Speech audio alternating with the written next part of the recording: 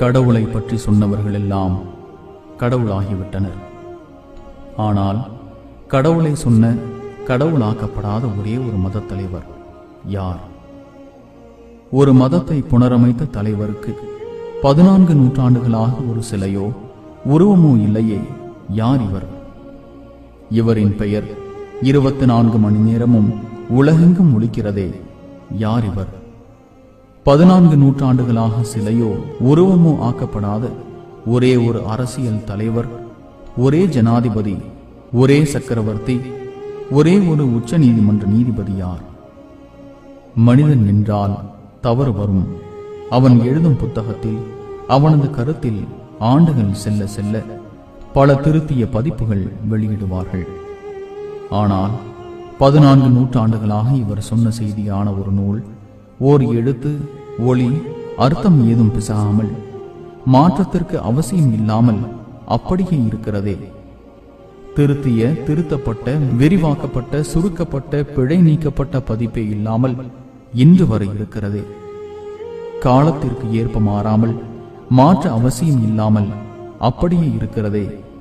அதன் பொருளும் அர்த்தமும் எல்லா காலத்திற்கும் பொருந்தி வருகிறதே. அறிவியலை மிஞ்சுகிறதே இந்த நூல். அது எப்படி? இதை எப்படி ஓர் எழுத படிக்க தெரியாத ஒரு நபர் சொல்லி இருக்க முடியும்? அதுவும் 6ஆம் நூற்றாண்டில். ஒரு சிறந்த மாவீரன் என்ற பெயர் பெற்ற இவருக்கு ஓர் சிலை கூட இல்லையே. யார் இவர்? உணவிற்காக தம் இரும்பு சட்டையை அடகு வைத்த அந்த சக்கரவர்த்தி யார்? இவர் கால் பதிக்காத இடத்திலெல்லாம் இவர் சொன்ன கொள்கை எப்படி கால் பதித்தது? அதுவும் அறிவியல் வளர்ச்சியே இல்லாத அந்த காலத்திலே. சிந்தியுங்கள்.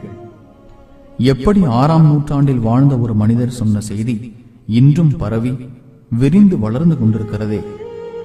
என்ன காரணம்? அவர் சொன்ன நூலைதான் சிறிது புரட்டுங்களேன். எப்படி 6ஆம் நூற்றாண்டில் வாழ்ந்த மனிதர் 21ஆம் நூற்றாண்டில் நடக்கும் செய்திகளை அப்படியே முன்னறிவிப்பு செய்திருக்க முடியும்?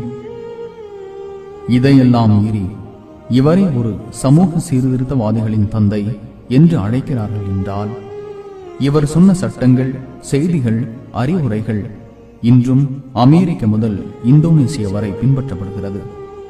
யார் இவர்? உருவத்தில் வாழாமல் 200 கோடி இதயத்திலும் வாழும் இவர் யார்?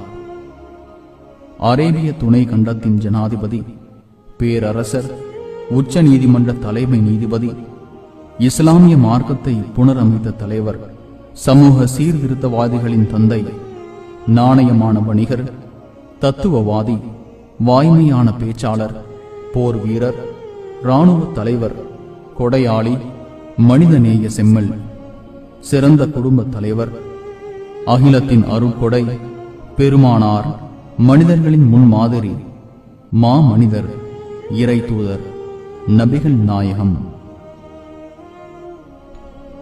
உண்மையான இஸ்லாத்தை அறிந்து கொள்ள திருக்குர்ஆனையும் இந்த மாமனிதர் நபிகள் நாயகத்தின் வாழ்க்கையையும் படித்து பாருங்கள்.